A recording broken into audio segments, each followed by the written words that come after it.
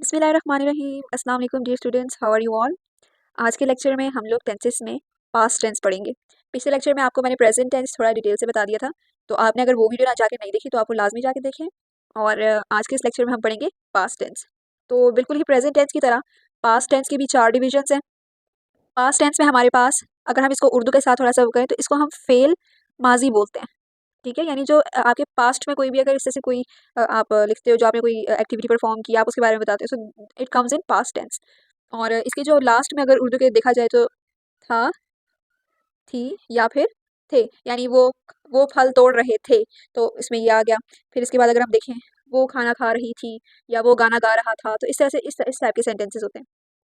तो इसकी easy tricks में आप लोगों ने ये चीज़ें याद रखनी है कि जैसे मैंने आपको प्रेजेंट टेंस में बताया था कि कुछ रिकग्नाइज करने के ना कुछ फॉर्म्स होती हैं जैसे, तो इसमें ना पास्ट में भी कुछ ऐसा ही होता है। ठीक है, पास्ट टेंस में अब आप लोगों को ये चीज़ पता होनी चाहिए कि पास्ट टेंस में जो हेल्पिंग वर्ब्स यूज होते हैं ना बच्चों, वो होते हैं वॉज और वर। ठीक है, और हैड। अब ये जो वॉज वर है ये इज और आर से निकले हैं। ठीक है, यानी this is the present form and this is the past form. फिर यहाँ पे हमारे पास हैड आ जाता है। We know that it is the has, have, और इसकी जो फॉर्म आती है वो होती है हैड। ठीक है, थर्ड फॉर्म जो होती है इसकी हैड होती है। ऑलराइट, तो अब यहाँ पे आप लोग गौर से ये चीज़ें नोटिस करें तो आप लोगों को पास्ट टेंस में भी रिकॉग्नाइज करना इजी हो जाएगा कि इसमें सिंपल कौन से हैं, कंटिन्यूस कौन से हैं, परफेक्ट कौन से हैं और परफेक्ट कंटिन्यूस कौन से हैं। तो सिंपल में मैंने आपको ऊपर बताया था कि यहाँ पे सब्जेक्ट और फर्स्ट फॉर्म ऑफ वर्ब होती है। सिंपल जिस जगह पास्ट सिंपल फॉर्म है ना, इसमें हमारे पास सब्जेक्ट के साथ सेकंड फॉर्म ऑफ वर्ब लगती है। ठीक है, अब सेकंड फॉर्म ऑफ वर्ब, अब जैसे मैंने आप लोगों को बताया, अगर मैं इसकी फॉर्म्स आपको बताऊँ, ईट, एट, ईटन, ये फॉर्म्स ऑफ वर्ब्स जो हैं ये भी मैं कर चुकी हूँ। तो बहुत ही ईजी है, इतना मुश्किल नहीं है। बस इसको याद रखने की आपने कुछ जो है वो बेसिक याद रखने वाली है। अच्छा, इसमें देखिए सेकंड फॉर्म ये है हमारे पास एट, क्योंकि मैं अगर आप लोगों को ऊपर वाले सेंटेंसेस में देख के बताती हूँ तो ऊपर वाले सेंटेंस को लेके चलेंगे ताकि आपको पास्ट में कन्वर्ट करना आ जाए। फिर आप लोग को मैं कुछ लास्ट में एक्सरसाइज दूंगी, आपने उसको लाजमी सॉल्व करनी है ताकि आप लोगों का जो कॉन्सेप्ट है वो बहुत ही पक्का हो जाए। ठीक है, तो इसमें अगर मैं आपको बताऊं, देखिए I have been doing my work था, this is the present tense. अब यहाँ पर हम क्या करेंगे, देखिए subject, second form of verb, और लास्ट में अगर आपने ऑब्जेक्ट लगाना तो ठीक, नहीं तो सेकंड फॉर्म तक भी ठीक है बात। यहाँ पे आ जाएगा आई डिड माई वर्क। ठीक है, ये देखिए I did my work, I is the subject, did is the second form, do did done, these are three forms जो मैंने यहाँ पे आप लोगों को ऊपर भी उस दिन बताई थी।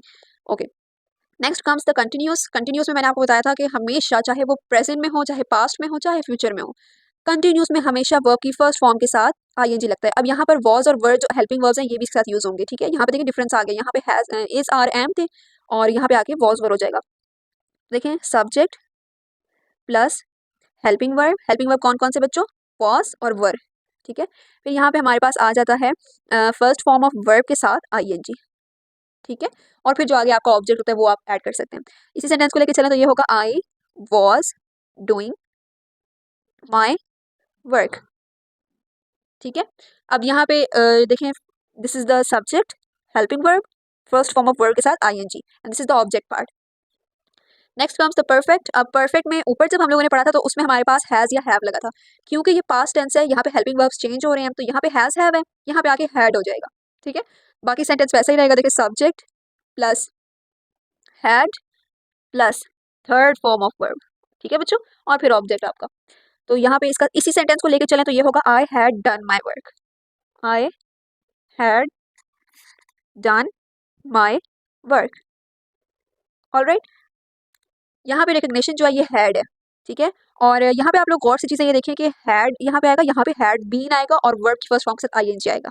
ठीक है, यानी कि कंटिन्यूस और परफेक्ट को मिला के चीज़ बन रही है ना, तो यहाँ पे हैड बीन आएगा, हैड बीन, क्योंकि हेल्पिंग वर्ब यही वाला यूज हो रहा है। हैज इसलिए नहीं लगाएंगे क्योंकि वो प्रेजेंट के साथ यूज होता है। हैड यहाँ पे आ गया इसका हेल्पिंग वर्ब, सब्जेक्ट के बाद हेल्पिंग वर्ब, हैड बीन। ठीक है, क्योंकि हम लोग इसको बीन क्यों लगा रहे हैं, क्योंकि यहाँ पे फर्स्ट फॉर्म ऑफ वर्ब के साथ आईएनजी लगेगा।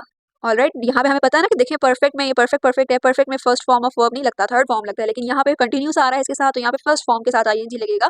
So this is why we are adding this been to it. तो ये हमारे पास हो गया इसका स्ट्रक्चर। इसी सेंटेंस को अगर हम इसके नीचे लिखें तो इसका आएगा I had been doing my work. Okay, बहुत ही ईजी है भाई, इतना इजी मेरे ख्याल में हम लोगों ने बस इसको ना कॉम्प्लिकेटेड अपने लिए बना लिया था। ये इतना कॉम्प्लिकेटेड होता नहीं है, लेकिन हम लोग कुछ चीज़ों को ना अपने जहन के ऊपर हावी कर लेते हैं कि भाई ये तो बहुत मुश्किल है, और इसकी 12-12 फॉर्म्स हैं, तो हम लोग इसको कैसे करेंगे, एक एक को याद करना। तो इसकी कुछ याद रखने वाली चीज़ें देखें, सिंपल में कुछ भी नहीं है यहाँ पे। ठीक है, अगर आप एक दिन पहले एग्जाम से देख रहे हैं तो ये आप लोग इस चीज़ को याद रखें। सिंपल में कोई चीज़ नहीं है, हैड हैज़ हैव कुछ भी नहीं है, सही है। कंटिन्यूस में यहाँ पे हमारे पास आईएनजी लग गया वॉज और वर के साथ, ठीक है। परफेक्ट में हमारे पास हैड आ गया, ओनली हैड, ओके। देखो ऊपर दोनों में हैड नहीं है, इसमें हैड आ गया।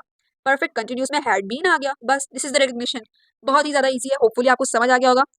नेक्स्ट लेक्चर में इंशाल्लाह हम लोग फ्यूचर टेंस को कवर करेंगे। आपको समझ आ गया तो लाइक लाजमी कर दें। थैंक यू सो मच, अल्लाह हाफिज़।